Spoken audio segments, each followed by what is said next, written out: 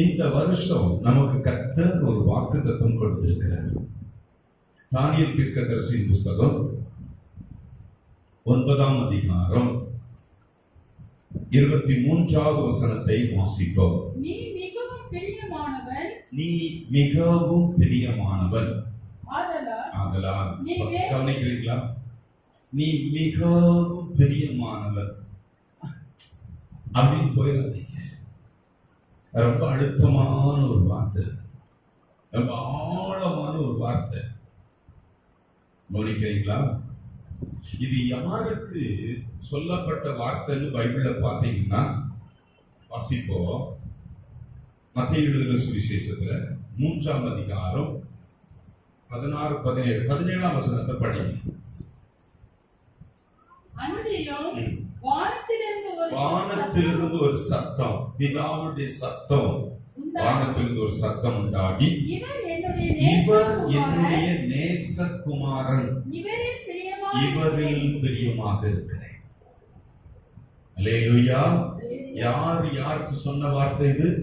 தன்னுடைய சொந்த ஒரே குமாரனுக்கு சொன்ன வார்த்தை. இவரில் பிரியமாக இருக்கிறேன். நீங்க மத்தேயு, மார்க்கு, லூக்கா இவைகள்ல இன்னும் நீங்க படிக்கிற நிறைய வசனங்கள் இருக்கு. அதுல எல்லாவற்றும் உண்மையில் நான் பிரியமாக இருக்கிறேன். ஆமென் சொல்லுவோமா? அல்லேலூயா. நீர் என்னுடைய நேசகுமாரன், உண்மையில் பிரியமாக இருக்கிறேன். இது தனக்கு குமாரனுக்கு பிதா சொன்ன வார்த்தையை இன்று இங்கிருக்கிற ஒவ்வொரு பிள்ளைகளை பார்த்து சொல்லுகிறார். இந்த மினிஸ்ட்ரியில் இருக்கிற அத்தனை பேருக்கு சொல்லுகிறார், நீ எனக்கு மிகவும் பிரியமானவன். ஆமென் சொல்லுகிறேன். இப்ப கை கொடுத்து சொல்ல போறீங்க பக்கத்துல, நீங்க கர்த்தருக்கு ரொம்ப பிரியம். சொல்லுங்களேன், கர்த்தர் பிரியமானவர், பிரியமானவள். கை கொடுத்து சொல்லுங்க. அல்லேலூயா. நீங்க யாருக்கு பிரியம்? கர்த்தருக்கு. யாராவது உங்க மேல நான் ரொம்ப பிரியம் வச்சிருக்கேன்னு இந்த உலகத்துல யாராவது சொன்னா அது தப்பு. பசங்க பிள்ளைங்க சொல்லுவாங்க, ரொம்ப பிடிச்சிருக்கு, உன்னை எனக்கு ரொம்ப பிடிச்சிருக்கு, நீ ரொம்ப அழகா இருக்க, நீ பேசுறதுலாம் எனக்கு ரொம்ப பிடிச்சிருக்கு, உன் முக அழகு இருக்கு பாரு, அது ரொம்ப பிடிச்சிருக்கு. இப்படி வர்ணிச்சு ஒரு பொண்ணை பார்த்து ஒரு சொல்லுகிறான்னா, ஒரு பையன் ஒரு பொண்ணை பார்த்து, ஒரு பொண்ணு பையனை பார்த்து சொல்லுதுன்னா அது 100% தவறு. சத்தமா சொல்லுங்க. அல்லேலூயா. அங்க நம்ம வீடுகள்ல நமக்கு பிள்ளைகள், பெற்றோர்கள், கணவர், மனைவி பிரியம் வைக்கிறது வேணும். ஆனா கர்த்தருடைய பிரியம் இது எல்லாவற்றை கடந்து வைத்திருக்கக்கூடிய ஒரு பிரியம். ஆமென் சொல்லுவோமா? மிகப்பெரிய ஒரு பிரியம் நம்ம மேல வைத்திருக்கிறார். நம்ம மேல ஒரு பிரியம் வைத்திருக்கிறார். என் புருஷன் வச்சிருக்க பிரியத்தை விட, என் மனைவி வைத்திருக்கிற பிரியத்தை விட, எங்க அப்பா எங்க மேல வைத்திருக்கிற பிரியத்தை விட, எங்க அம்மா என் மேல வைத்திருக்கிற பிரியத்தை விட, நான் இவங்க என் மேல இவ்வளவு பிரியம் வச்சிருக்காங்கன்னு நினைக்கிற எல்லாரையும் விட கர்த்தர் உங்கள மிகவும் பிரியமாயிருக்கிறார். ஆமென் சொல்லுவோமா? ஏன்னா ஆதியாகமம் 1ஆம் அதிகாரம் 27வது வசனம் சொல்லுகிறது. ஏன் அப்படின்னா வாசிப்போம். தேவன் தம்முடைய சாயலாக மனுஷனை சிருஷ்டித்தார். அவனை தேவ சாயலாகவே சிருஷ்டித்தார். அல்லேலூயா. கர்த்தருக்கு ஸ்தோத்திரம். மனுஷனை அவரை போல அவருடைய சாயலாக தேவன் சிருஷ்டித்தார். கவனிங்க, உலகத்துல ஆண்டவருக்கு அடுத்த நிலைமையில இருக்கக்கூடியது யாருன்னா நீங்க தான். மனித குலம்தான், மனுஷர்கள் தான். உலகத்துல படைப்புகளிலேயே பரலோகத்திலையும் பூலோகத்திலையும் மிக பெரிய பிரியம் வைத்திருப்பது, அவரை போல படைக்கப்பட்டிருப்பது நம்ம மட்டும்தான். சத்தமா சொல்லுங்க. அல்லேலூயா. வேற எதுவும் இந்த உலகத்துல கடவுளை போல படைக்கப்பட்டது எதுவும் கிடையாது. சத்தமா சொல்லுங்களேன். நீங்க எல்லாரும் உங்க அப்பா அம்மா நினைச்சு நீங்க பிறந்தது இல்ல. நீங்க எல்லாம் உங்க அப்பா நினைச்சதுனால உங்க அம்மா நினைச்சதுனால பிறந்தவங்க அல்ல. அல்லேலூயா. நீங்க அப்பா அம்மா நினைச்சு நான் பிறந்தது இல்ல. தேவ நிலை அற்புதமாய் அவருடைய சாயல்ல சிருஷ்டித்திருக்கிறார். நீங்க ஒரு வீட்டுல இருக்கலாம், ஒரு ஊருக்குள்ள இருக்கலாம், ஒரு குடும்பத்துக்குள்ள நீங்க இருக்கலாம். ஆனா உங்களுடைய சிருஷ்டிப்பு, உங்களுடைய படைப்பு கர்த்தர். ஆமென் சொல்லுங்க. அல்லேலூயா. பிரசங்கியின் புஸ்தகம் 6ஆம் அதிகாரம் 10வது வசனத்தை வாசிப்போம். இருக்கிறவன் எவனும் தோன்றும் முன்னமே பெயரிடப்பட்டிருக்கிறான். கவனிக்கிறீங்களா? இந்த உலகத்தில் இருக்கிற எவனானாலும் நீங்க பிறக்கிறதுக்கு முன்னாலேயே முன்குறிக்கப்பட்டிருக்கிறாய், பெயரிடப்பட்டிருக்கிறாய். சத்தமா சொல்லுங்க. ஏன் பிரியும்? என்ன போல என்னை விட கொஞ்சம் சின்னவனா படைச்சிருக்கேன்.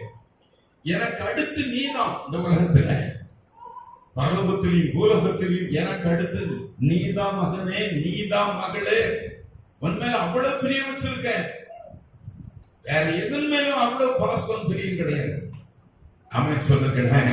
அல்லேலூயா. இருக்கிற எவனும் நல்ல உயிரோடு இருக்கவங்க சொல்லுகிறார். யாரா இருந்தாலும் நான் தோன்றதுக்கு முன்னாலேயே, நான் பிறக்கிறதுக்கு முன்னாலேயே என்னை முன்னறிந்து, என்னை முன்குறித்து, நான் இந்த உலகத்தில் வாழணும் வேண்டும் என்று தேவன் என்னை உண்டு பண்ணி இருக்கிறார். சங்கீதங்களின் புத்தகம் 139ஆம் சங்கீதம் 14-15 வசனங்களை வாசிக்க போகிறோம். நான் பிரமிக்கத்தக்க அதிசயமாய் உண்டாக்கப்பட்டவன். கவனிக்க இருக்கீங்களா? நான் பிரமிக்கத்தக்க, இது அப்பாவும் அம்மாவும் என்னை உருவாக்கல. நான் பிரமிக்கத்தக்க விதமாக அதிசயமாக நான் உண்டாக்கப்பட்டவன். வாசிக்க. உம்மை துதிப்பேன். உம்முடைய கிரியைகள் எல்லாம் ஆண்டவரே என்னை படைச்சிருக்க அந்த அற்புதத்தை நான் உள்ள பார்க்கும்போது என் மேல எவ்வளவு பிரிய வைத்திருக்கிறீங்க என்று நான் கண்டு உம்மை நான் மகிமைப்படுத்துகிறேன். உமது கிரியைகள் அதிசயமானவைகள். ஆத்மாவுக்கு தெரியும். எத்தனை பேருக்கு தெரியாது தெரியுமா? மூடன் அதை அறியும்.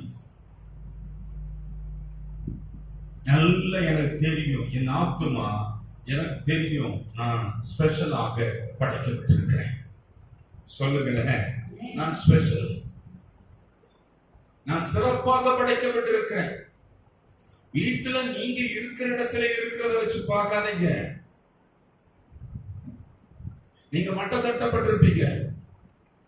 குடும்பத்துக்குள்ள நீங்க நிக்கிறதுக்கு எவ்வளவு போராடி இருப்பீங்க. ஒரு கனத்தை வாங்குறதுக்கு, ஒரு மதிப்பை வாங்குறதுக்கு, ஊருக்குள்ள, சபைக்குள்ள, மக்களுக்குள்ள நான் கனத்தை வாங்குறதுக்கு என்னெல்லாமோ போராடி நின்று கட்டுறோம். சாரி உடுத்து பார்க்கிறோம், பேண்ட் சட்டையை போட்டு பார்க்கிறோம். இல்ல, நான் நல்லா இருக்கணும், சோடனையா இருந்தாலும் என்ன மதிப்பாங்கன்னு நான் எனக்கு சிறப்பாக மாற்றிக்கொள்ள பிரயாசப்படுகிறேன். வேதம் சொல்லுகிறது, என் ஆண்டவனை படைத்த படைப்பை நீ உணரு. உன் ஆத்துமா அதற்கு நன்றாக தெரியட்டும். நீ பிரமிக்கத்தக்க விதமாக, ஆச்சரியமாக, ஸ்பெஷலாக. அல்லேலூயா. நீ படைக்கப்பட்டவன், படைக்கப்பட்டவள். இதை நீ உணரணும். உன் ஆத்துமாவுக்கு இது நன்றாக தெரிய வேண்டும். ஆத்மாவில் அறிவில்லாமல் இருக்கக்கூடாது. ஆத்மா எப்படி வாழுகிறதோ அது போலதான் வாழ்க்கை நன்றாக ஆசீர்வாதமாக இருக்கும். இது ஆத்மாவுக்கு தெரியணும். நான் ஸ்பெஷலாக படைக்கப்பட்டவள், நான் சிறப்பாக படைக்கப்பட்டவள். இருக்கிற சூழ்நிலை என்ன வேற விதமா வச்சிருக்கலாம். நான் வேறு இடத்தில் வேறு சூழ்நிலையில் வாழ்ந்து கொண்டிருக்கலாம். என்னை பிரிய வைத்த கர்த்தர் என்னை அற்புதகரமாக சிருஷ்டித்து அதிசயமான கிரியைகளை என்ன வாழ்க்கையில வைத்து என்னை பிறப்பித்திருக்கிறார். மறக்க மாட்டேன். 15வது வசனம். நான் ஒளிப்பிடத்தில் உண்டாக்கப்பட்டு பூமியின் தாழ்விடங்களிலே விசித்திர வினோதமாக உருவாக்கப்பட்டேன். விசித்திர வினோதம். வேற எந்த படைப்பு இப்படி படைக்கப்படவில்லை. கர்த்தர் உண்டாக்கின சிறப்பான ஒரு படைப்பு. விசித்திர வினோதமாக தேவ பிள்ளையே உன்னை கர்த்தர் உண்டாக்கி இருக்கிறார். ஆகினால் அவர் உன்னை இவ்வளவு பிரிய வைக்கிறார்கள். எந்த படைப்புக்கு கொடுக்கப்படாத மிக முக்கியத்துவம் உனக்கும் எனக்கும் கர்த்தர் கொடுத்திருக்கிறபடியால் நான் உன்னை மிகவும் உண்மையில் பிரியமாக இருக்கிறேன். அல்லேலூயா.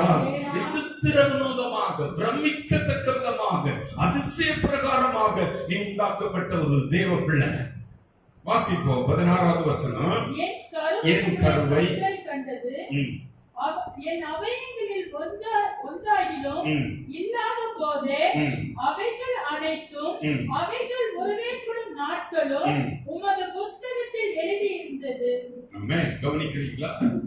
என்னை உருவாக்குற கருவில உருவாக்கும் போது ஸ்பெஷலாக எனக்கு சிறப்பான பல காரியங்களை எனக்குள் வைத்து படைக்கிறார். எனக்குள்ள, இந்த மகனுக்குள்ள, இந்த மகளுக்குள்ள, இந்த நூற்றாண்டுல இந்த பிள்ளை பிறக்க வேண்டும். சொல்லுங்களே ஆமென். இந்த பிள்ளை இந்த நோக்கத்திற்கென்று இந்த மகனை, இந்த மகளை படைக்கிறேன் என்று கர்த்தர் ஒரு சிறந்த காரியங்களை உங்களுக்குள் வைத்து உங்களை படைக்கிறேன். சத்தமா சொல்லுங்களேன். அற்புதமான படைப்பு நீங்க, அதிசயமான படைப்பு நீங்க, பிரமிக்கத்தக்க படைப்பு நீங்க, நேர்மையான ஒரு படைப்பு நீங்க. நோக்கத்தோடு உங்களை படைத்திருக்கிறார். அடுப்பின் அடியில கிடந்தாலும் வெள்ளியால் அலங்கரிக்கப்பட்ட பிராட்சரங்களை போல உள்ள தேவ பிள்ளைங்க முடங்கி கிடக்கிறீங்க. நீங்க சோர்ந்து கிடக்க கூடாது என்று கர்த்தர் சொல்லுகிறார். இந்த படைப்பை நீங்க தியானித்து பாருங்க. என்ன எவ்வளவு பிரிய வச்சு என்ன இப்படி படைச்சீங்கப்பா, நீங்க உள்ள பார்க்க முடியும். கர்த்தர் ஸ்தோத்திரம். ஒரு கிருபை உங்களுக்குள் வைத்து படைத்திருக்கிறார். ஒரு அழைப்பை உங்களுக்குள் வைத்து படைத்திருக்கிறார். ஒரு ஆசீர்வாதத்தை உங்களுக்குள் வைத்து கர்த்தர் படைத்திருக்கிறார். ஒரு ஆற்றலை, ஒரு பலத்தை, ஒரு திறமை உங்களுக்குள் வைத்து படைத்திருக்கிறார். ஒரு மகிமை வைத்து படைத்திருக்கிறார். கரங்களை தட்டி நாம் கர்த்தரை மகிமைப்படுத்துவோம். அல்லேலூயா. அங்க ஒரு குழந்தை இருக்கு. எங்களுக்கு ஆண்டுக்கு ஒரு குழந்தை, 2 பேரும் குழந்தையா வச்சிருக்கோம், 3 பேர் வச்சிருக்கீங்க. கவனிக்க, இந்த குழந்தை முதல்ல எடுக்கும்போது நடந்துதா? நடக்கவே நடக்கல. பேசிச்சா? பேச. பாடுச்சுதா? பாடல. எழுதுச்சுதா? எழுதல. வாசிச்சுதா? வாசிக்கல. நல்ல கவனிக்கிறீங்களா? ஓடுச்சுதா? ஓடல. ஏறிச்சுதா? இறங்குச்சுதா? என்ன? இதெல்லாம் ஆற்றலையும் இந்த குழந்தை இருக்கும்போது இந்த ஆற்றல் எல்லாம் உள்ள வைத்து படைத்தது போல உங்களுக்குள் சிறந்த பல காரியங்களை நீ எனக்கு பிரியமான மகன், மகள் என்று உள்ளே வைத்து கர்த்தர் படைத்திருக்கிறார். சத்தமா சொல்லுங்களேன். அல்லேலூயா. இதை புரிந்து கொண்டா மட்டும்தான் என் மேல எவ்வளவு பிரிய வைத்திருக்கேன் என்று அவரை நேசிக்க முடியும். சத்தமா சொல்லுவோமே. இதை புரிந்து கொள்ளாத மனிதனை பார்த்துதான் ஆண்டவர் சொல்கிறார், மனுஷனே உன்னை நான் விசித்திர வினோதமாக, you are special, விசேஷித்தவனாக உன்னை படைத்திருக்கிறேன் என்று உலகத்தில் இயேசப்பா வந்து சொல்லுகிறார். வாசித்து பாருங்க, வாசித்து பாருங்க. மத்தேயு எழுதின சுவிசேஷம் எடுத்துக்கோமா, 6ஆம் அதிகாரம் 26வது வசனம். ஆகாயத்து பறவைகளை கவனித்து பாருங்கள். அவைகள் விதைக்கிறதில்லை, அவைகள் அறுக்கிறதில்லை, களஞ்சியங்களை சேர்த்து வைக்கிறதும் இல்லை. போட்டுக்கிறார். நீங்க ஆகாயத்து பறவைங்க அது அண்ணன்னு சேர்த்து எல்லாம் வச்சு பெரிய கோடம் கட்டி நிறைய ரேஷன் கடை சூப்பர் மார்க்கெட் எல்லாம் வச்சு நிறைய விளைவிச்சு நல்லா சாப்பிடணும் என்றெல்லாம் பிளான் பண்ணி ஒண்ணுமே பண்றது இல்லை. ஆனா அவைகளை பிழை போட்டுகிறார். அவைகளை பார்க்கலும் நீங்கள் விசேஷித்தவர்கள். பறவைகளை பார்க்கலும் விலங்குகளை பார்க்கலும் இந்த உலகத்தில் இருக்கிற மரம் செடி கொடிகள் இந்த உலகத்தில் அத்தனை படைப்புகளை பார்க்கலும் நீங்கள் விசேஷித்தவர்கள் என்று கர்த்தர் சொல்கிறார். அந்த பறவைகளுக்கு ஆத்துமா கிடையாது. அந்த பறவைகளுக்கு விலங்குகளுக்கு இருதயம் கிடையாது. உள்ளான மனுஷன் கிடையாது. அவைகள் மரித்தால் பூமியில் அதோட முடிஞ்சு போச்சு. ஆனால் நீங்கள் மரித்தால் நித்தியத்திற்கு வருவீர்கள், பரலோகத்துக்கு வருவீர்கள். அல்லேலூயா, கர்த்தருக்கு ஸ்தோத்திரம். நீங்க விசேஷித்தவர்கள். நீங்க என்னுடைய பிள்ளைங்க. நீங்கள் என்னோடு கூட இருக்கும்படி படைக்கப்பட்டவர்கள். பாவம் செய்து இழந்துட்டீங்க, ஆனா மீட்பு உங்களுக்கு நித்தியத்தை கொடுக்கிறது. அல்லேலூயா, நீங்க விசேஷித்தவள். அருமையான தேவ பிள்ளையை, பறவைகளை பார்க்கலும் விலங்குகளை பார்க்கலும் நீங்கள் விசேஷித்தமாக படைக்கப்பட்டவர்கள். சங்கீதங்களின் புத்தகம் 8ஆம் சங்கீதம் 5-6 வசனங்களை படிப்போம். மனுஷனை நினைப்பதற்கும் மனுஷகுமாரனை விசாரிப்பதற்கும் அவன் எம்மாத்திரம். ஹலோ, கவனிக்கிறீங்களா? எம்மாத்திரம் வாசிக்க. நீர் அவனை தேவ தூதர் சொல்லுது. இந்த தமிழ்ல மொழிபெயர்க்கப்பட்டிருக்கு. இங்கிலீஷ்ல பாத்தீங்கன்னா கடவுளை விட வாசிங்க. தேவ தூதர் சொல்லுது. இங்க தேவ தூதன் பல இடங்கள்ல ஏசப்பாவை சொல்லுது. கடவுளுக்கு ஏசப்பாவுக்கு சற்று சிறியவனாக அவனை சிருஷ்டித்தீர், மகிமையினாலும் கனத்தினாலும் அவனை முடிசூட்டி இருக்கிறீர்.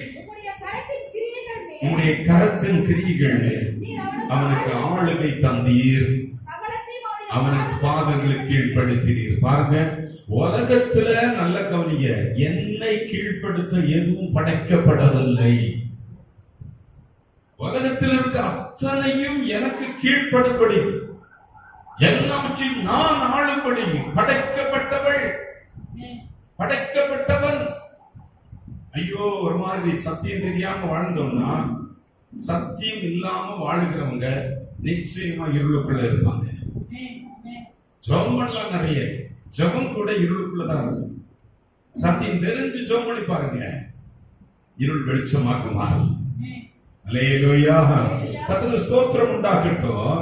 இந்த உலகத்தில் உள்ள தேவ தூதர்களை விட நீங்க பெரியவங்க. தேவ தூதர்கள் கூட உங்களுக்கு மேல கிடையாது. ஆமென் சொல்லுவோமா? அல்லேலூயா, கர்த்தருக்கு ஸ்தோத்திரம் உண்டாகட்டும். யாத்ராகமத்தின் புத்தகம் 33ஆம் அதிகாரம் 14 முதல் படிப்போம். அதற்கு அவர், என் சமூகம் உனக்கு முன்பாக செல்லும், நான் உனக்கு இளைப்பாறுதல் தருவேன் என்றார். உனக்கு முன்பாக செல்லும் என்று ஏதாவது பறவை கூட்டத்தை பார்த்து ஆண்டவர் சொன்னாரா? ஏதாவது விலங்கு கூட்டத்தை பார்த்து சொன்னாரா? இந்த உலகத்துல படைக்கப்பட்ட யாத ஒன்றை பார்த்தாவது என் சமூகம் உனக்கு முன்னால போகும் சொன்னாரா? எனக்கு மட்டும்தான் சொல்லி இருக்கிறேன். நான் சிறப்பானவன், நான் தேவனால் நேசிக்கப்படுகிறவன், என் மேல கர்த்தர் பிரியம் வைத்து என்னை படைத்திருக்கிறார். நான் இனிமேல் சோர்ந்து போவதில்லை. இந்த வருஷ துவக்கத்துல இனி நான் முடங்குவதில்லை. எதை கண்டு நான் அதைரியப்படுவதில்லை, எதை கண்டு நான் கலங்குவதில்லை, எதை கண்டு நான் அழுவதில்லை. என்னை வழி நடத்தும்படி நீர் வாக்கு கொடுக்கிறது எனக்கு தான் நீங்க கொடுக்கிறீங்க, வேற யாருக்கு இல்லை. சத்தமா சொல்லுவோமா? வேற எந்த சிருஷ்டிக்கும் இந்த வாக்கு தத்துவங்கள் கிடையாது. எனக்கு மட்டும்தான். என்னை எவ்வளவு நேசிக்கிறீங்க, என்ன எவ்வளவு பிரியமாக இருக்கிறீங்க. இந்த வருஷம் ஒரு அன்பு கூறுகிற ஆண்டாக இருக்கட்டும். அல்லேலூயா, சத்தமா சொல்லுவோம். பாசம் என்ன நீ வைத்ததினால் பறிக்க இயலாதவரும் என்னை பாசம்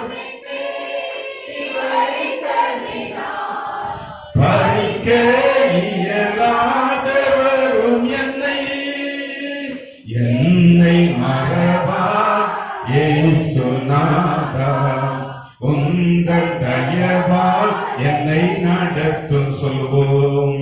என்னை மறவா இயேசுநாதா, உந்தன் தயவா என்னை நடத்தும். பாசம் என்ன அவ்வளவு வச்சுதான் படைச்சிருக்க.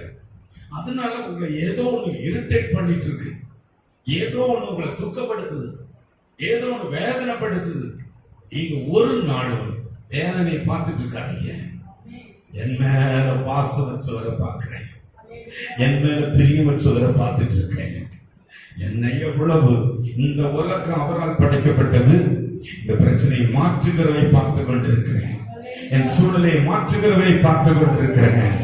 என்னை அற்புதமாய் நடத்துகிற தெய்வத்தை பார்க்கிறேன். ஹல்லேலூயா. என்னை இந்த உலகத்தில் இவர் என்ன பாசம் வைக்கணும், இவங்க எல்லாம் இப்படி பண்றாங்க, நான் இப்படி ஆயிட்டேன், எதையும் பார்க்காதீங்க. பாசம் என் மேல, பிரிய என் மேல, மிகவும் பிரிய வச்சு என்ன படைச்சிருக்கீங்கப்பா சொல்லுங்களேன். மிகவும் பிரியம். ஆகையினாலே எனக்குரிய எதையும் யாரும் எடுக்க முடியாது, பறிக்க முடியாது. எனக்கு வர வேண்டிய நன்மைகளை எடுக்க முடியாது. என்னிடத்தில் இருக்கிற எந்த சுகத்தையும், பலனையும், சந்தோஷத்தையும், சமாதானத்தையும், வெற்றியும் நீ எடுக்க முடியாது. சத்தமா சொல்லுங்க அல்லேலூயா. இந்த பாட்டுல ஏன் பாடுறோம் தெரியுமா? அதுக்கு மகிமையை பார்த்தீங்கன்னா சத்தம் போட்டு பாடுவோம். இருளுக்குள்ள இருக்கவங்க பாடிட மாட்டாங்க. நல்ல சத்தியத்தை அறிந்தவர்கள் விடுதலையை கண்டு கொண்டார்கள். சத்தியத்தை அறிந்தார்கள், சத்தியம் அவர்கள் விடுதலை ஆக்குது. அவன் சொல்லுவான், உன்னை கண்டு நான் உட்கார்ல, இந்த ஊருக்குள்ள நான் ஏன் இருக்கிறேன்னா நான் அதிசயமாக உண்டாக்கப்பட்டவன், பிரமிக்கத்தக்க விதமாக உண்டாக்கப்பட்டவன். என் மேல கர்த்தர் என் மேல வச்சிருக்கிற அந்த நோக்கம், அந்த திட்டம் நான் அறிந்து கொண்டேன். என்னை எதற்கென்று என்னை படைத்திருக்கிறீங்க என்று என்னை ஸ்பெஷலாக என்னை முன்குறித்திருக்கீங்க. சத்தமா சொல்லுங்க. இத பாத்தீங்கன்னா உங்க முன்னால பிரச்சனைகள் கண்ணு முன்னால் நிக்காது, கலக்கங்கள் நிக்காது. இந்த வருஷம் என் முன்னால போவன்னு யார்கிட்ட சொன்னாரு? யாருக்கு? ஆண்டவரே எந்த படைப்புக்கு சொல்லல, என் முன்னால இந்த வருஷம் நீங்க போவேன்னு சொல்லிருக்கீங்க. சொல்லுங்க. நான் உனக்கு முன்னே போய் போனவன் செமையாக்குவேன்னு சொல்லி இருக்கீங்க.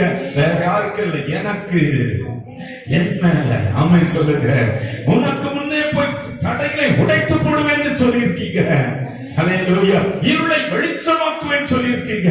என் வாழ்க்கையில் இருக்கிற இந்த இருள், என்னை கவி கொண்டிருக்கிற போராட்டங்கள், எனக்கு விரோதமாக இருக்கிற சகல விதமான சத்துருவின் கிரியைகள், நீங்க அதை உடைத்து நொறுக்குவீங்க, இருளை வெளிச்சமாக மாற்றுவீங்க. அதுதான் பாசம் தான். அல்லேலூயா. ஆண்டவரே, இதை நான் கண்டா, இதை கண்ட பிறகு இந்த பாட்டு பாடுறதுல எவ்வளவு நேசமா இருக்கும், பாசமா இருக்கும். இதெல்லாம் என் மேல இவங்க பண்ணல, இவங்க எல்லாம் கண்டுக்கல, சூழ்நிலை எல்லாம் எங்களை கைவிட்டுச்சு, எல்லாமே இல்ல, என்ன வச்சிருக்க நீங்க அந்த அன்பு. அல்லேலூயா.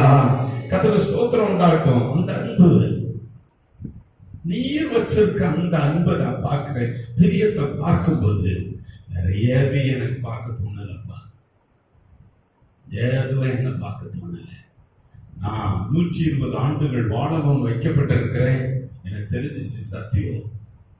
நான் 120 ஆண்டுகள் வாழும்படி என் கண்கள், என் காதுகள், என் நாவு, என் நரம்புகள், என் அவயவங்கள், என் எலும்புகள், என் தசைகள் படைக்கப்பட்டிருக்கிறது. சொல்லுங்க. இதுதான் சத்தியம். நீ வாழ போற 120 வருஷம்ப்பா. அப்ப நான் என்ன சொல்றேன்? கால் எடுத்து வைக்கும் போதே நான் 120 வருஷம் வாழணும்னா இப்படி நடக்க மாட்டேன். எப்படி நடப்பேன்? இயேசுவின் நாமத்துல, இயேசுவின் நாமத்துல, இயேசுவின் நாமத்துல. அப்பா 120 வருஷம் வாழன்னு சொன்னீங்க. எழும்பும் போது அப்பா, படிக்கட்டு ஏறும்போது, படிக்கட்டு இறங்கும் போது, சாப்பிடும் போது, என்ன சாப்பாடு நாக்கி போட்ட மாதிரி போடுறாங்க. ஹலோ, சாப்பாடு வெறுப்பா தெரியாது. எனக்கு அப்பாவுக்கு அன்பை பார்க்கும்போது என் பையன் இப்படி நடக்கிறான், என் பிள்ளை இப்படி நடக்கிறான், எனக்கு அது கண்ணுக்கு தெரியவே தெரியாது. ஆண்டவரை நான் பார்த்தேன், என் அப்பா என் மேல் வைத்திருக்கிற அன்பை பார்த்தேன். அல்லேலூயா. அதை பார்த்து அகமகிழ்வேன். கட்டுகள் அவிழ்க்கப்படுகிற இடம் சத்தியம் விடுதலையாக்கும். இதை அறியாம உட்கார்ந்தீங்கன்னா துக்கத்தோடு வாழ்வீங்க. புரிஞ்சுட்டீங்களா? இது தெரிஞ்சுட்டுடா அவர் பார்த்துடுவாரு. எங்க அடி போடணுமா போட்டுருவாரு. என் மேல அவ்வளவு பிரிய வச்சிருக்காரு. இவருடைய வெளிச்சமாக்க மாற்றுவார். அல்லேலூயா. சத்தம் உயர்த்தி பாடுவோம். பயப்படாதே, பலக்கரத்தாலே பாதுகாப்பேன் என்றதாலே. சொல்லலாம் சென்று ஆமென்.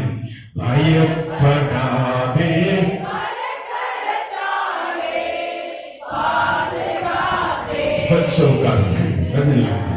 வீட்ட குடும்பத்துல உங்களை சுத்தி மனசு கஷ்டமான பல விஷயங்களை இந்த வருஷம் சுமந்துட்டு வந்திருக்கீங்கல்ல. என்ன இப்படி வாழ்க்கை, என்ன நீங்க யாரை பார்த்துட்டு இருக்க கூடாது, உங்களை பார்க்கணும். என்ன பயப்படான்னு சொல்லிட்டு என்ன சொல்லியிருக்காரு? ஹலோ, கவனிக்கிறீங்களா? நான் சொல்லிக் கொடுக்கலாம், புருஷனுக்கு சொல்லிக் கொடுக்க, பயப்படாதீங்க, கர்த்தர் உங்களை பார்த்து சொல்லியிருக்காரு. ஆனா இந்த இடத்துல யார் எடுத்துக்கணும்? என்ன லேலுயா, யாரையோ சொல்ற மாதிரி கூடாது. சகல சிருஷ்டிகளுக்கு சொல்லாத வார்த்தைகள் எல்லாம், வாக்குத்தத்தங்கள் எல்லாம், வழிநடத்துதல் எல்லாம் எனக்கு கொடுக்கப்பட்டிருக்கிறது. சத்தியத்தை விளங்கிக் கொண்டால் உங்க இருள் வெளிச்சமாகும். பாடுமா சேர்ந்து எல்லாரும். பயப்படாதே, பலக்கரத்தாலே பாதுகாப்பேன் என்றதாலே. ஸ்தோத்திரம் சொல்லுவோம். பயப்படாதே, பலக்கரத்தாலே பாதுகாப்பேன் என்றதாலே. ஸ்தோத்திரம். பாசம் என்னை நீ வைத்ததினால் பறிக்க இயலா எவரும் என்னை. பாசம் நீ வைத்ததினால் பறிக்க இயலா எவரும் என்னை. என்னை மறவா இயேசுநாதா, உங்கள் தயவா என்னை நடத்தும். பாட்டு ரொம்ப பிரியமா பாடுவது. எதிர்பார்க்க பிடிக்கும் தெரியாது. வீட்டுல உட்கார்ந்து பாட்டு புஸ்தகம் வாங்கி வச்சு நல்லா பாட தோணும். சில நாளெல்லாம் ஒரு 15-20 பாட்டெல்லாம், ஒரு பாட்டை 10-15 தடவை பாடி அவருக்குள்ள ஆவியில களி கூர்ந்து அவரோடு ஐக்கியப்படுகிற அந்த நேரம் உன்னதமானது. ஒரு வாக்குக்கு இந்த வருஷம் என் மேல அப்பா வச்சிருக்க அன்புக்கு பாத்திரமா இருக்குங்க. ஒவ்வொருவரும் அப்படி பாத்திரமா இருக்குங்க. ஒவ்வொருத்தரும் ஏங்குறான். சங்கீதத்தை எழுதுறவன் சொல்லுறான், ஆண்டவரே எங்க தேவனாய் கர்த்தாவே, எங்கள் மேல உங்களுடைய பிரியம் இருக்கணும்ப்பா, பிரியம் இருப்பதாக அப்படி கேட்கிறான். நம்ம கேட்கவே வேண்டாம். அவர் வச்சுக்க பிரியத்தை நான் பார்த்த பிறகு நான் பாத்திரமாக நடப்பேன். சத்தமா சொல்லுங்க. அல்லேலூயா. பாத்திரமாக நடக்கிறது. ஒரு சின்ன சத்தியத்தை நான் உங்களுக்கு ஏற்கனவே சில காரியங்கள் சொன்னதிலிருந்து நினைப்படுத்தி நான் கடந்து செல்ல விரும்புகிறேன். கவனிக்கிறீங்க, வாசிக்க. ஒரு அடிமை தனத்துக்குள்ள இருந்தா கூட கொண்டு போகப்பட்ட இடம், உட்கார்ந்து இருக்கிற இடம் பாத்திரமே இல்லை, சூழ்நிலையே இல்லை, நல்லாவே இல்லை. அந்த இடத்துல நீங்க இருந்தாலும் தானியேல் ஒரு பாடத்தை கற்றுக் கொடுக்கிறார். இந்த தானியேலுக்கு சொன்ன பாடம் தான், நீ மிகவும் எனக்கு பிரியமானாய். எப்படி பிரியமானான்? தானியேல் எப்படி மிகவும் பிரியமாக மாறினான்? நிறைய விஷயம் இருக்கு. சின்ன சின்ன பாயிண்ட்ஸை மட்டும் உங்களுக்கு கொடுக்குறேன். வாசிக்கிறேன். இப்ப அடிமைத்தனத்துக்குள்ள உட்கார்ந்து இருக்கிறவங்க எல்லாரும் இந்த நாட்டில் இருக்க அருவருப்பை பார்க்கிறாங்க. பல ஊர்ல இருந்து வந்தவெல்லாம் பல கடவுளை வச்சு வழிபடுகிறான். எல்லா நாட்டிலிருந்து கொள்ளையடிச்சு கொண்டு வரப்பட்ட பொருட்களையும் அங்கிருந்து கடத்தி கொண்டு வரப்பட்ட சிறைபிடித்து கொண்டு வரப்பட்ட மக்களை வைத்து பட்டணத்தை கட்டுறான், அரண்மனை கட்டுறான். பாபிலோனின் தொங்கு தோட்டங்கள், பாபிலோன் மகா நகரம் இதெல்லாம் கட்டினது வெளியூரிலிருந்து கொண்டு வரப்பட்ட சிறைபிடிக்கப்பட்ட மக்கள். அதுலதான் தானியேலும் சாத்ராக் மேஷாக் ஆபேத்நேகோ இப்படிப்பட்டவங்க அதுல வந்தவங்க வாலிபர்கள் தான். இவங்க பார்த்து அந்த ஊருக்குள்ள வந்த உடனே ஐயோ நரகலானவைகள் எல்லாம் உட்கார்ந்து இருக்கு, சாப்பாடு தின்றாப்பா, தீட்டா தெரியுது, சுத்தமாவே இல்லை, ஒழுக்கக்கேடு நிரம்பி இருக்கு. ஒழுக்கக்கேடு கண்ணுக்கு தெரியுது. நான் சத்தியத்தை கேட்ட எனக்கு இவங்கள்ட்ட ஒழுக்கக்கேடா இருக்கு, இவங்க பேச்சுல ஒழுக்கக்கேடு இருக்கு, நடக்க ஒழுக்கக்கேடா இருக்கு, சுத்தம் குறைவா இருக்கு, பரிசுத்தம் இல்லாம இருக்காங்க என்பதெல்லாம் கண்டுபிடிக்கிறான் பாருங்க. ஒரு நல்ல கவனிங்க, கர்த்தருடைய பிள்ளை இதை கண்டுபிடிக்கிறான். இவனுடைய பரிசுத்த குறைவா இருக்கு, இவனுடைய ஒழுக்கக்கேடு இருக்கு, நிறைய விஷயங்கள்.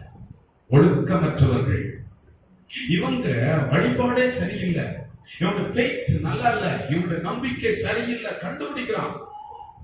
இந்த ஊருக்குள்ள வாழுகிறான், கண்டுபிடிக்கிறான்.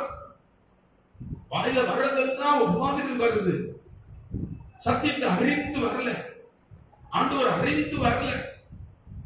நான் ஒரே ஒரு தெய்வம் தான் தெய்வம் என்று பின்பற்றி நடக்கிறவன், ஆனா இங்க எல்லாம் அதை இதை பண்ணிட்டு இருக்காங்க. சத்தமா சொல்லுகிறேன் அல்லேலூயா. இப்படிப்பட்ட மக்களை பார்க்கலாம், தீமையெல்லாம் பார்க்கலாம், நிறைய விஷயங்களை பார்க்கலாம்.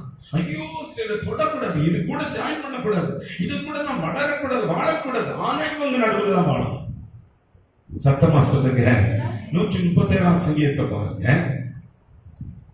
1 முதல் 3 வசனங்களை படிப்போம். 137ஆம் சங்கீதம் 1 முதல் 3 வசனங்கள். பாபிலோன் ஆறுகள் அருகே நாங்கள் உட்கார்ந்து, பாத்தீங்களா, பாபிலோன் ஆறு எங்க? பாபிலோன் தேசம் சிறைப்பிடித்து கொண்டு போகப்பட்ட தேசத்துல ஆறுகள் அண்டையில போய் கூடி உட்கார்றாங்க. ஒரு இன்ட்ரெஸ்ட் இல்ல, ஒரு டீ குடிச்சிட்டு வருவண்டா போகிறது, ஐயோ ஒரு ஹோட்டலுக்கு சாப்பிடுவோண்டா, ஐயோ வேண்டாம் ஐயா, எந்த சாப்பாடு வேண்டாம், நரகலானது, சுத்த குறைவு, சாப்பாடு சரியில்லை, பார்வை சரியில்லை, அவன் பேச்சு சரியில்லை, இவன் நல்லா இல்லை, கடவுளுடைய பிள்ளையா இல்லை, இவங்க எல்லாம் பின்பற்றுகிற முறைமைகள் எல்லாம் தாறுமாறா இருக்கு. கண்டுபிடிக்கிறான். கண்டுபிடிச்சீங்களா? உங்களுக்குள்ள இருக்க தாறுமாறானவங்களை புரிஞ்சிருக்கீங்களா? எப்படி பிரியமாகிறது? தேவனுக்கு பிரியமான பிள்ளை என்ற நீ மிகவும் பிரியமான பிள்ளையாக எப்ப மாற முடியும்னா, நீ ஆவிக்குரிய வாழ்க்கையில நீ நல்ல சத்தியத்தை விளங்கிக் கொள்ளாமல் சொதப்பலாக வாழுகிற அத்தனை பேரும் நரகலாக வாழுகிறதை காண முடியும். பரிசுத்தமா வாழுகிறவன், தேவனுக்கு பிரியமான பிள்ளைகள் அங்கங்கு முத்திரிக்கப்படுவார்கள். பிறக்கும் போது அப்படி பிறந்தவங்க பாவத்தினால் இழந்து போனவங்க பிரியமாக மாறுவது எப்படி? சத்தமா சொல்லுங்க அல்லேலூயா. இவங்க என்ன பண்றாங்கன்னா, ஊருக்குள்ள வந்து பாபிலோன் தேசத்துல வந்து பாபிலோன் ஆறு கண்டையில ஒதுக்கிட்டாங்க, ஓரத்துக்கு போயிட்டாங்க. ஐயோ, எந்த குடும்பத்தை எடுத்தாலும், எவளை எடுத்தாலும், எவனை எடுத்தாலும் நல்ல வார்த்தைகளே வரமாட்டேங்குது, பரிசுத்தமே வரமாட்டேங்குது, விசுவாசமே புறப்பட மாட்டேங்குது, தாறுமாறு தான் வருது. சத்தமா சொல்லுங்க அல்லேலூயா. அந்த சபையை பார்த்து அந்த ஊழியக்காரர் கத்தா பெரிய அவங்க மரியாதை. இந்த ஊழியக்காரரை கண்டா சாத்துடாங்க. எத்தனை பேர் இருக்காங்க தெரியுமா? அந்த சபையில் இருக்கவருக்குன்னா அவ்வளவு மரியாதை. அவர்கிட்ட கிட்டே போக முடியாது, அவரை பேச முடியாது. ஆனா அந்த ஊழியக்காரன் என்னது,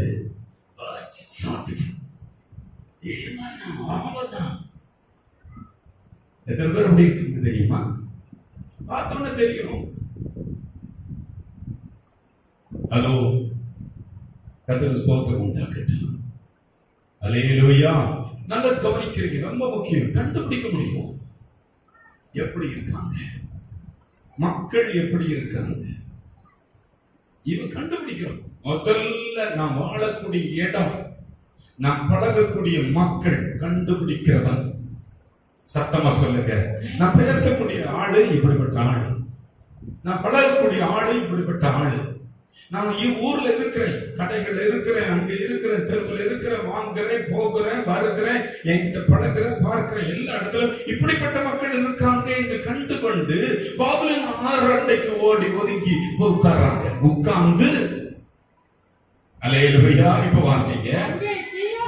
அங்கே நாங்கள் உட்கார்ந்து சீயோனை நினைத்து அழுதோம். எவ்வளவு பரிசுத்தமான இடத்துல இருந்தோம். பரிசுத்தமான ஆராதனை, தேவனை மகிமைப்படுத்துகிற இடம். ஆண்டவரை கூடி ஆராதித்து பண்டிகை கொண்டாடுவோம், கர்த்தரை மகிமைப்படுத்துவோம், பலி செலுத்துவோம். எங்களுடைய பேச்சு வேற, எங்கள் நம்பிக்கை வேற, எங்கள் பரிசுத்தம் வேற. தீட்டானவங்களை தொடமாட்டோம். நாங்க அப்படிப்பட்ட ஒரு நல்ல இடத்தை விட்டு இப்படிப்பட்ட கீழான ஒரு இடத்துல வந்துட்டோமே. ஐயோ சீயோனே,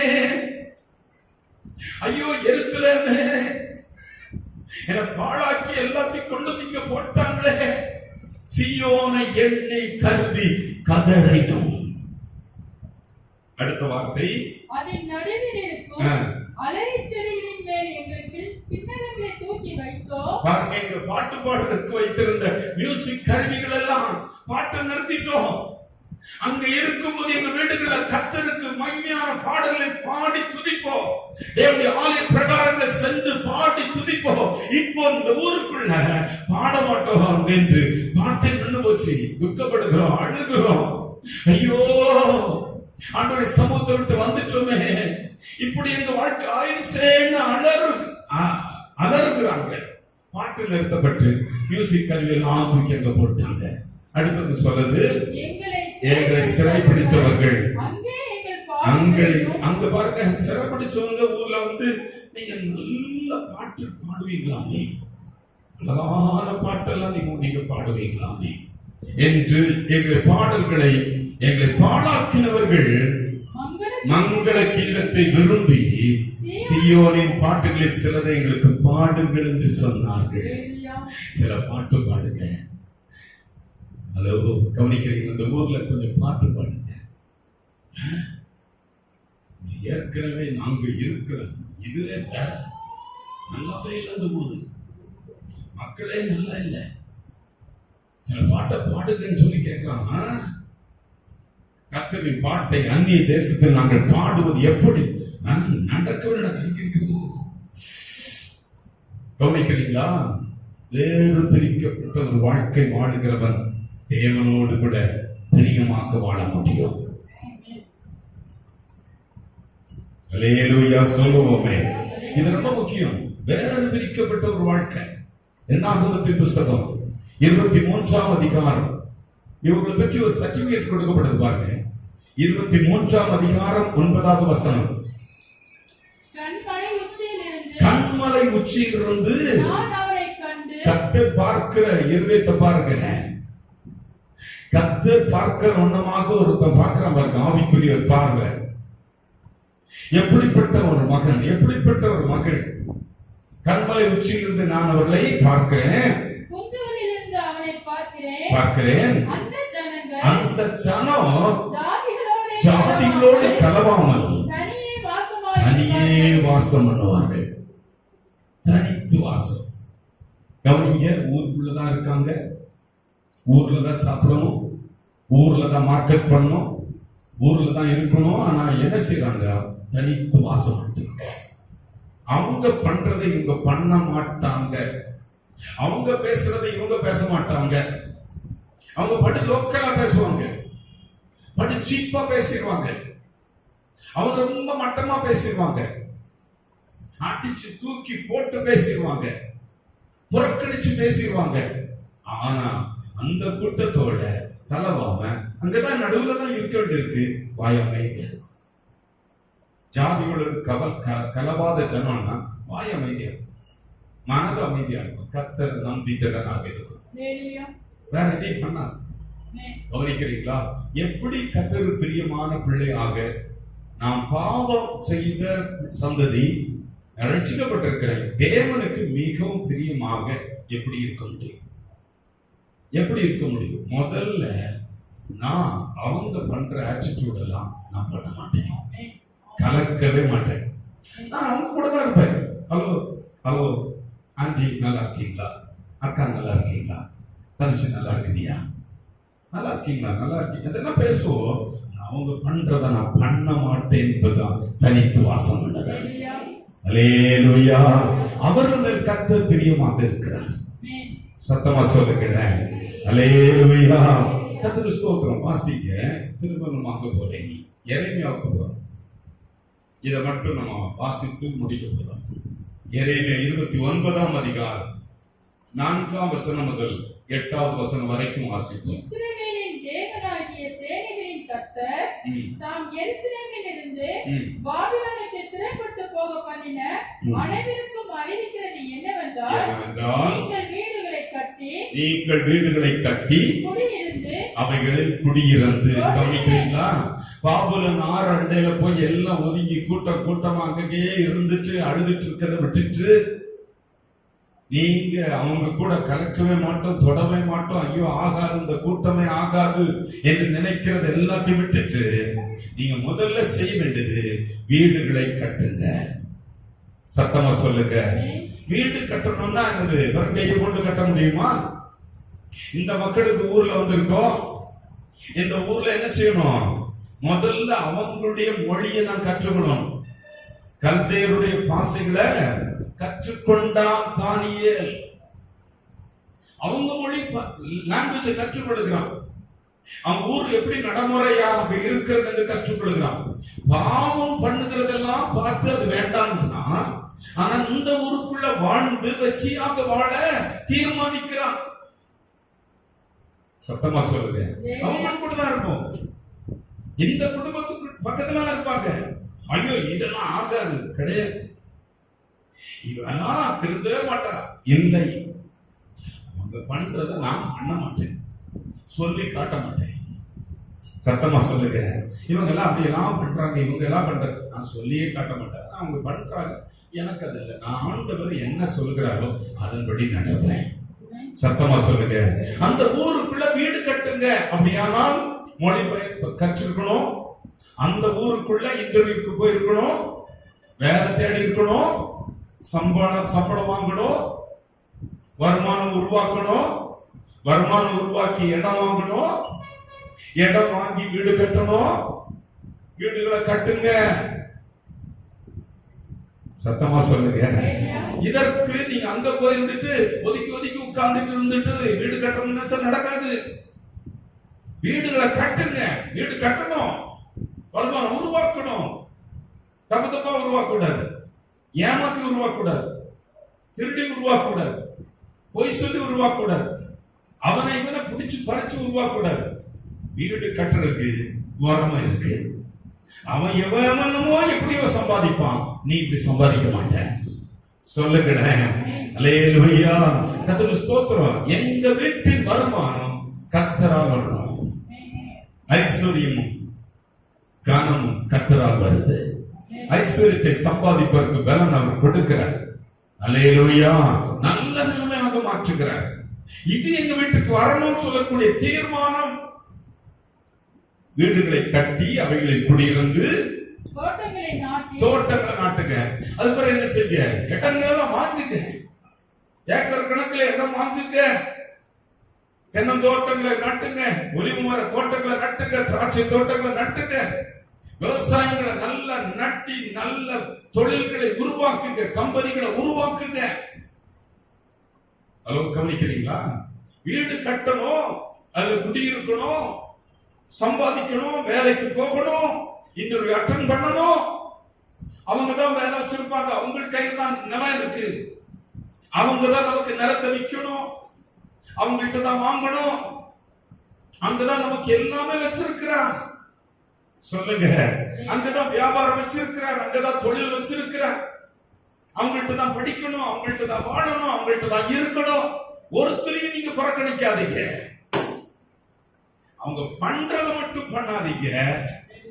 இதுதான் ஆண்டவர் விரும்புகிற பாதை. ஆனா அவங்களோட அவங்களுக்குள்ள ஊருக்குள்ள எல்லாம் போய் அவங்கள ஒதுக்கி தள்ளாம அவங்கள்ட்ட பழகி அவங்க நிலங்களை வாங்குங்க, அவங்க இடங்களை வாங்குங்க, அவங்கள்ட்ட சம்பாத்தியம் பண்ணுங்க, அவங்களை வேலை செய்து உருவாக்குங்க, வருமானங்களை உருவாக்குங்க. இதைத்தான் கர்த்தர் சொல்கிறார். சத்தமா சொல்லுங்க. வீடுகளை கட்டி அவைகளில் குடியிருந்து தோட்டங்களை நாட்டி அவைகளின் கனிகளை புசிங்க. நல்லா சாப்பிட்டு திருப்தியா இருங்க. அழுதுட்டு வாரம் கட்டிட்டு உட்காராதீங்க. உங்க வீட்டுல சந்தோஷம் வரட்டும், மகக்களை வரட்டும், ஆகாரம் வரட்டும். நல்ல வீடுகளில் குடியிருந்து நல்ல சந்தோஷமா இருக்க. சத்தமா சொல்லுங்க. இந்த சத்தியத்தை அறிந்து கொண்டார். படைக்கப்பட்ட நோக்கங்களை அறிந்து கொண்ட பிள்ளை பாக்கியம் உள்ளது.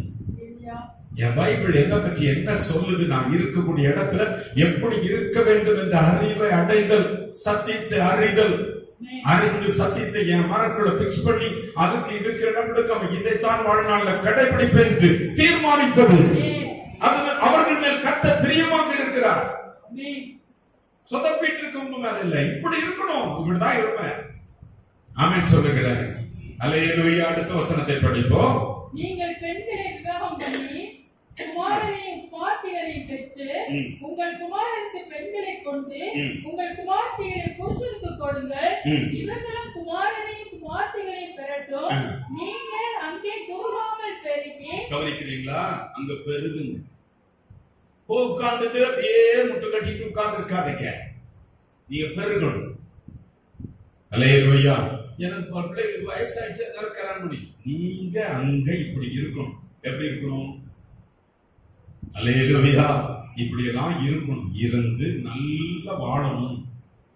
உங்க பிள்ளைங்க எல்லாம் திருமணம் செய்து வச்சு அவங்க நீங்க குறுக கூடாது, குந்தி போக கூடாது, பழுகணும், பெருகணும். இது கர்த்தருடைய திட்டம் என்று தானியேல் அறிந்து கொள்ளுகிறான். சத்தியத்தை அறிகிற அறிவு இந்த வருஷ துவக்கத்திலிருந்து உங்களுக்கு உண்டாகட்டும். வாழ்க்கையை கட்டுவதற்கு, தேவன் உங்கள் மேல் பிரியமாக இருப்பதை காண்பதற்கு சத்தியத்தை கேட்க வேண்டும், அறிய வேண்டும். எரேமியா தீர்க்கதரிசி மூலமாக எழுதப்பட்ட கடிதம் வந்து கிடைக்கும்னு படிச்சு பார்க்கலாம். வீடு கட்டணும், நல்ல வாழ்க்கை வாழணும், தோட்டங்களை நாட்டணும், நல்ல பிள்ளைகளை திருமணம் செய்து கொடுத்து பழுகணும், பெருகணும் கண்டு கொள்கிறார். பைபிள்ல இருக்க சத்தியங்களை கேட்டு அறிந்து அதை இதுபடி நம்ம நடக்கணும்னு சொல்லி முடிவெடுக்கிறவர்கள் மேல் கர்த்தர் பிரியமாக இருக்கிறார். ஆமென் சொல்லுவோமா? அடுத்த வசனம் 7ஆம் வசனம் படிங்க. நான் உங்களை சிறைப்பட்டு போக பண்ணின பட்டணத்தின் சமாதானத்தை தேடி அதற்காக கர்த்தரை விண்ணப்பம் பண்ணுங்கள். அதற்கு சமாதானம் இருக்கையில் உங்களுக்கு சமாதானம் இருக்கும். கவனிக்கிறீங்களா? அதற்கு சமாதானம் இருக்கையில உங்களுக்கு சமாதானம் இருக்கும். இப்படி ஜெபம் பண்ணுங்கன்ற, எப்படியோ ஜெபம் பண்ணிட்டு இருக்கிறது இல்ல. ஜெபம் பண்றது சத்தியத்தை அறிந்து ஜெபம் பண்ணுங்க. சத்தமா சொல்லுங்க. சத்தியத்தை அறியாத ஜெபங்கள் பெருசா பலன் கொடுக்காது. இப்படி அறிஞ்ச பிறகு தானியேல் பிக்ஸ் பண்ணிட்டான். இதெல்லாம் பண்ணணும். இன்டர்வியூக்கு அட்டெண்ட் பண்ண போறான். இன்டர்வியூல சக்சஸ் பண்றான். ஒரு கொஸ்டினுக்கு அடுத்த கொஸ்டின், அடுத்த கொஸ்டின், அடுத்த கொஸ்டின், மேல வந்துடுறான். ராஜாவுக்கு அடுத்த ஸ்தானம் வரைக்கும் வேலைகளை உத்தியோகத்துல மேல வந்துடுறான். மேல வந்துடுறான். இப்படி நடக்கிறவங்க தான் மேல வர முடியும். கவனிக்கிறீங்களா? சத்தியத்தை அறிந்து சத்தியத்தை கடைபிடிக்கிற பிள்ளைகள் மேல் நோக்கி வருவார்கள். சத்தியத்துக்குள்ளேயே, வசனத்துக்குள்ளேயே உங்கள் வாழ்க்கையின் முன்னேற்றங்களை கர்த்தர் வைத்திருக்கிறார். சத்தமா சொல்லுங்க.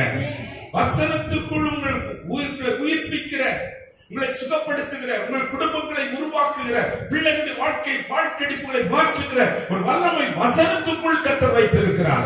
ஆகையினாலே இந்த சத்தியத்தை அறிந்து அவன் செபிக்கிறவனாக மாறுகிறான், வேலை தேடுகிறவனாக மாறுகிறான், இன்டர்வியூக்களை அட்டெண்ட் பண்ணுகிறவனாக மாறுகிறான், நல்ல வேலைக்கு வர்றான். அல்லேலூயா. சும்மா ஜெபம் பண்றேன் அப்படி இல்லை. சத்தியம் ரொம்ப முக்கியம். ஜெபம் பண்றவங்களுக்கு சத்தியம் ரொம்ப முக்கியம். நீ அங்க இருக்கிற, நீ உங்கள் நடுவில் இருக்கிற ஜனங்களுடைய பட்டணத்துடைய சமாதானத்தை நீ தேடணும்னு சொல்லி கொடுக்கிற. நம்ம என்ன செய்வோம்? இவன் பண்ணிட்டான நாசமா போகுது. ஹலோ, பிடிக்காதவங்களை எல்லாம் நினைச்சிருவோம். நீ நாசமா போவ அப்படிதானே சொல்லுவோம். இவங்க பாழாக்கினவங்களுக்கு சமாதானத்தை நீ தேடணும். அவங்க ஆசீர்வாதமா இருக்கணும் சொல்லுத இவன் கண்டுபிடிச்சு முழங்கால் போட்டான். அவங்களுக்காக ஜெபம் பண்ண, அவங்களுக்காக ஜெபம் பண்ண, பிடிக்காதவங்களுக்காக ஜெபம் பண்ணு, எதிரிக்காக ஜெபம் பண்ணு, அவன் லைஃப பாழாக்கிட்டு இருக்கான், குறை சொல்லிட்டே இருக்கான், அவனுக்காக ஜெபம் பண்ணு. குற்றப்படுத்தி கொண்டு இருக்கிறான், அவனுக்காக ஜெபம் பண்ணு. என் குடும்பத்துக்கு நாசம் பண்ணனவன் ஜெபம் பண்ணு, அவளுக்காக அவனுக்காக நீ ஜெபம் பண்ணு. ஜெபம் என்ன பண்ணுச்சுன்னா தேவனோடு கூட நெருங்கி வாசம் பண்ண வச்சது. சத்தமா சொல்லுங்களேன், ஐக்கியத்துல கெட்டி கொண்டு போய் சேர்த்தது. அல்லேலூயா. ஜெப வாழ்க்கையில கர்த்தர் அவனுக்கு தானியேலுக்கு ஒரு விசேஷித்த ஆவியை கொடுக்கிறார். நல்ல கவனிங்க, நல்ல கவனிக்கிறீங்க. பரிசுத்த ஆவியை பெற்றேன், அபிஷேகம் பெற்றேன்னு நிறைய பேர் காட்டிக்கொள்ளதான் பரிசுத்த ஆவியானவரை காட்டிட்டு இருக்காங்களே தவிர, தானியேல் பரிசுத்த ஆவியை பெற்ற பிறகு லைஃப் ஸ்டைல் வேற. வாசித்து பாருங்க. தானியேல் 6ஆம் அதிகாரம் 3வது வசனத்தை வாசிப்போம். நிறைய வசனங்கள் இருக்கு, 2-3 வசனங்களை படிங்க. இப்படி இருக்கையில் தானியேல் பிரதானிகளுக்கும் தேசாதிபதிகளுக்கும் மேற்பட்டவனாய் இருந்தான். கவனிங்க, ஒருவன் எப்படி தேவனுக்கு பிரியமான பிள்ளை, எவ்வளவு உயர்வு வருது என்பது இதுக்குள்ள நிறைய இருக்கு. ஒரு நாட்கள் நிறைய போதிக்க போகிறேன், சபையில போதிப்பேன், கவனிக்கிறீங்க. ரொம்ப முக்கியம். தானியேல் எல்லாருக்கும் மேற்பட்டவனாக இருந்தான். வாசிங்க. தானியேலுக்குள்ள விசேஷித்த ஆவி இருந்தது. நம்ம விசேஷித்த ஆவி இருக்குன்னு என்ன செய்வோம்? ஹலோ, இந்த ஊர்ல நீங்களும் நானும் பாருங்க, தானியேலுக்குள்ள விசேஷித்த ஆவி இருக்கு. ஹலோ கவனிங்க, தானியேலுக்குள்ள விசேஷித்த ஆவி இருக்கு, நமக்குள்ள விசேஷித்த ஆவி இருக்கு. நம்ம பற்றி எப்படி நடக்கும்? நம்ம ஊர் இதானே பண்ணுது, அந்நிய பாஷை பேசுறதானே ஆவியில் நிரம்புறதுன்னு சொல்லி இதுதானே நம்ம காட்டிக்கிறோம். தானியேலுக்குள்ள விசேஷித்த ஆவி இருந்தபடியினால் ராஜ்யம் முழுவதுக்கு பொறுப்பு அவனுக்கு வருது. பரிசுத்த ஆவியானவர் ஒருவரை நிரப்பி இருந்தால் பேதமை மாறிவிடும், புத்தீனங்கள் மாறிவிடும், தைரியம் உண்டாகும். இருளுக்குள் இருக்கிற தேவ பிள்ளை எழும்ப ஆரம்பித்து விடுவான், பிரகாசிக்க ஆரம்பித்து விடுவான். அந்நிய பாஷை பேசிட்டு உட்கார்ந்து கையை கால குலுக்கிறது அல்ல. விசேஷித்த ஆவி இருக்கிறவன் ராஜ்யத்தின் முதன்மையான பொறுப்பை வகிக்கிறவனாக, அவ்வளவு ஆற்றல் உள்ளவனாக மாறுகிறான், ஞானம் உள்ளவனாக மாறுகிறான், புத்தி உள்ளவனாக மாறுகிறான். அவன் செய்கிறதெல்லாம் தொட்டதெல்லாம் துலங்குகிறது. அவன் தான் விசேஷ ஆவி பெற்றவன். ஹலோ சொல்லுங்க, விசேஷித்த ஆவி பெற்றவன் நாட்டிலே உயர்ந்த போஸ்ட் வர்றான். ஒரு குடும்பம், ஒரு தேவ பிள்ளை விசேஷித்த ஆவியை பெற்றிருந்தால், பரிசுத்த ஆவியானவரை பெற்றிருந்தால், அந்த வீட்டை நடத்துகிற ஞானமே வேற, அறிவே வேற. சத்தமா சொல்லுங்க, எக்ஸலண்டாக இருக்கும் உங்க பணிகள். நீங்க எடுத்து நிறைவேற்றுகிற முடிவுகள் உங்களோடு ஆவியானவர் இருந்து நடத்துகிறபடினாலே தைரியமா இருப்பீங்க. ஆமென் சொல்லுங்களேன். அல்லேலூயா. தீமை உங்களை தொடாமல், நீங்கள் தீமை உங்களை தொடாமல் அது காக்க ஆரம்பிச்சிடும். பரிசுத்த ஆவியானவர் உங்களோடு கூட இருக்கும்போது எந்த கட்டுகளும் உங்களை கட்ட முடியாது, சிங்கத்தின் வாய்கள் உங்களை கவ முடியாது, உலகத்தின் தீமைகள் உங்களை தொட முடியாது. சத்தமா சொல்லுங்க அல்லேலூயா. விசேஷித்த ஆவிக்கு தன்மை அது. பரிசுத்த ஆவியை பெற்றிருந்தால் அது நடக்க வேண்டும் உங்களுக்குள். சொல்லுங்க, ஆமென் சொல்லுங்க. ஒழுக்கம் உங்களுக்குள்ள இருக்கும், பரிசுத்தம் உங்களுக்குள்ள இருக்கும், கரைதிரையற்ற வாழ்க்கை உங்களுக்குள்ள இருக்கும், உயர் பொறுப்புகளில் கூட குற்றம் கண்டுபிடிக்காத வாழ்க்கை உங்களுக்குள்ள இருக்கும். தானியேலுக்கு வேலையை போய் ஸ்க்ரூட்டனைஸ் பண்றாங்க, தானியேலுக்குள்ள ஒரு குற்றத்தையும் காணலையா? ஆமென் சொல்லுங்க. விசேஷித்த ஆவியை பெற காரணம் இந்த ஜெப வாழ்க்கை. நம்ம எல்லாரும் ஜெபம் பண்றோம், காட்டிட்டு ஜெபம் பண்ணது. ஜெபம் எனக்கும் அவருக்குள்ள ஐக்கியம் கிட்டி சேர சேர, தானியேலே நீ பிரியமானவன் மட்டும் இல்ல, மிகவும் பிரியமான, உண்மையில ரொம்ப பிரியமா இருக்கப்பா. ஜெப வாழ்க்கையை எத்தனை பேர் இழுத்து போட்டீங்க? ஜெபம் ஏதோ பண்றதுல சத்தியத்தை அறிந்து மனசுல இதெல்லாம் சத்தியம் இப்படி வச்சுக்கிட்டு தியானம் பண்ணி வச்சுக்கிட்டு ஜெபம் பண்ணி பாருங்க. நான் தியானிக்கையில் அக்னி மூலம். அல்லேலூயா. அதனால என் நாவை திறந்து ஜெபிக்கிறேன். அப்போ உடனே கர்த்தர் பதில் கொடுக்கிறார். தானியேல் கேட்ட உடனே பதில். கவனிக்கிறீங்களா? அப்படி உங்க இருதயத்தில் ஒரு மாறுதல் வரணும். அப்படி ஒரு பரிசுத்த ஆவியை பெற்று வாழ்க்கிற வாழ்க்கை வரணும். பரிசுத்த ஆவியை பெற்றிருக்கிறவங்க கசகசன்னு இருக்க மாட்டாங்க, கசகசப்பா பேச மாட்டாங்க. வேற ஆவி, விசேஷித்த ஆவி பெற்றிருக்க தானியேல் தனித்தன்மையோட இருக்கான். நான் குற்றம் கண்டுபிடிச்சா அவங்க ஒன்றும் கண்டுபிடிக்க முடியல. பக்காவா இருக்கிறான், பர்ஃபெக்டா இருக்கிறான். தானியேலே உன்னால நான் பிரியமா இருக்கிறேன். சொல்லுங்களேன், பிரியம். அப்போ நம்ம அடையாளம் சொன்னா பரிசுத்த ஆவியானவர்னா என்னது?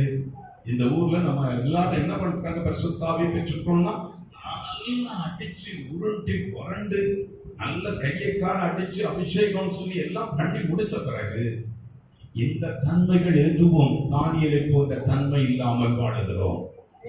பரிசுத்த ஆவியை பெற்றிருப்பது நல்லது, அந்நிய பாஷைகளை பேசுவது நல்லது. ஆனால் தானியேலை போல விசேஷித்த ஆவியை பெற்றவன், இவன் இந்த போஸ்ட்ல இருக்கவன அந்த போஸ்ட் கொண்டு போனோம் ராஜா நினைக்கிறவர் அளவுக்கு எக்ஸலண்டான லைஃபாக உங்களுக்குள் இருக்க வேண்டும். பரிசுத்த ஆவியானவர் உங்களுக்குள் இருந்தால் சகல விதமான இடத்திலும் வெற்றி பெற பிரகாசமா இருப்பீங்க. இடம் விஸ்தாரமாகும், இடம் வாங்குவீங்க, பொசிஷன் மாறும். ஆமென் சொல்லுங்க. வளருவீர்கள், பெருகுவீர்கள், குறுக மாட்டீர்கள், குண்டி போக மாட்டீர்கள், ஜெயம் எடுப்பீர்கள். இந்த வருஷம் மிகவும் பிரியமானவன் என்ற இடத்துல ஸ்தானத்துல வளர்ற பிள்ளைங்க சத்தியத்தை விளங்கி 3 வேளை தானியேலை போல ஒழுங்கா ஜெபம் பண்ணுங்க, கர்த்தரோட நெருங்கி வாசம் பண்ணுங்க. கர்த்தர் உங்களுக்கு என்ன செய்வாருன்னா, உங்களுக்கு என்ன செய்வாங்க? உங்களை பிரியமானவன் சொல்ற மட்டும் இல்ல, ராஜா கண்ட சொப்பனத்துக்கு சொப்பனத்தையும் சொல்லி அர்த்தத்தையும் சொல்லுகிறவனாக அந்த அபிஷேகத்தை கற்றுக் கொடுக்கிறார். இந்த சொப்பனை கண்ட சொப்பனத்துக்கு விளக்க இதுதான் டீட்டெயில ஆவியானவர் கொடுக்கிறார். ஆவியை பெற்றவங்க சும்மா அப்படி புதுசா அப்படி பழைய பெருமை எல்லாம் வேண்டாம். இன்னைக்கு நடைமுறையில என் லைஃப் பிரகாசமா போயிட்டு இருக்கு. கர்த்தர் என்ன வைத்திருக்கிற இடம் வேற. இந்த ஸ்தானத்தை தக்க வைப்பது மிக முக்கியம். கர்த்தர் பிரியமா இருக்கிற பிள்ளைங்க. 2வது, தானியேலுக்கு வந்த தீமை பரிசுத்த ஆவியானவர் கூட இருக்கிறார். விசேஷ ஆவியானவர் கூட இருக்கிறன்னா உங்களுக்கு தீமை எதுவும் தொடாது, அவர் பார்த்துக்கிறார். சீக்கிரத்தின் நடுவுல கொண்டு போட்டாலும் சீக்கிரத்தின் வாயை கட்டுகிறவர் கூட இருக்கிறார். 3வது, வரக்கூடிய 2ஆம் வருகை குறித்த வெளிப்பாடுகள் நிரம்பி இருக்கிற புத்தகமாக இருக்கும். தேவனுடைய ஆவியை பெற்றவர்களுக்கு வெளிப்பாடு இருக்குங்க.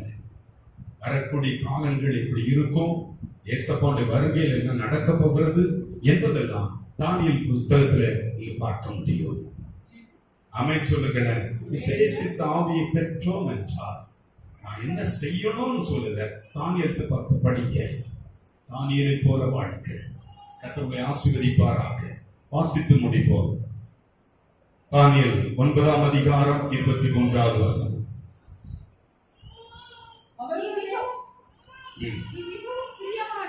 நீ மிகவும் பிரியமானவன், ஆதலால் நீ வேண்டிக் கொள்ள தொடங்கின போதே கட்டளை வெளிப்பட்டது. ஜோமனை தொடங்குற உடனே பதில் வர ஆரம்பிச்சு. என்னமோ மணிக்கணக்கா ஜோமணிச்சு எழுப்பி போறதில்ல. ஜோமன்றா இது என்னுடைய பிள்ளை கிட்ட நெருங்கி வாசம் பண்ண ஜெபம் உடனே கேட்கப்படுது. அந்த அளவுக்கு நம்ம சிறப்பாக மாறுகிறோம். இந்த வருஷம் கர்த்தர் அருமையான உங்களையும் என்னையும் நான் ஜெபம் தொடங்கினோட பதில் கிடைக்கிற ஜெபமனுகளாக நம்மை அபிஷேகம் பண்ண விரும்புகிறேன். ஒரு விசேஷித்த ஆவியை நான் நிரப்பணப்பா. நான் ஆண்டவரோடு கூட அவ்வளவு க்ளோஸா நெருங்கி இந்த வருஷம் நான் பழகணும். இந்த சத்தியங்கள் எல்லாம் நான் விளங்கி கொண்டு அதை நிரப்பி இருக்கணும். நான் ஜாதிகளோட கலவாம, அதே நேரம் ஜாதிகள் நடுவில் ஆமென் சொல்லுங்க. ஒரு வித்தியாசமாக, ஒரு மாடலாக, தேவன் என்மேல் வைக்கிற பிரியத்திற்கு பாத்திரமாக நான் நடப்பேன். அதுதான் கிறிஸ்தவ வாழ்க்கையின் மேன்மை. எழுந்திருப்போமா, நாம் ஜெபிப்போம்.